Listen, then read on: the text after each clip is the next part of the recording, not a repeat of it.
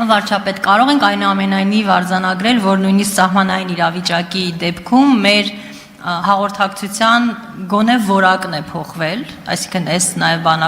խաղաղության պայմանագրի եւ ընդհանրապես բոլոր շփումների արդյունքում, որովհետեւ կարծում եմ հանրությունը այդպիսի ակնկալիք առնվազն ունի եւ արդյոք այդ խորքային մակարդակում դուք այդ փոփոխությունը տեսնում եք եւ երկրորդ հարցս տեխնիկական է, արդյոք մենք սկսել ենք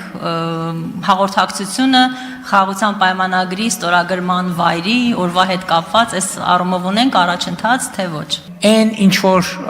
ունենք արձանագրած որպես առաջընթաց եւ հաջողություն, այդ ամեն ինչի մասին մենք բոլորը գիտեն։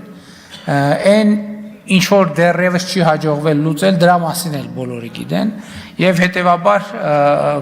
կոնկրետության մեջ մնալու համար ինչ որ կոնկրետ ունենք, այն ինչ որ դեռևս կոնկրետ չունենք, չենք բացառում, որ հաջորդ պահին կունենանք, բայց չեմ բացառում, որ հաջորդ պահին էլ չենք ունենա։ Այնպես որ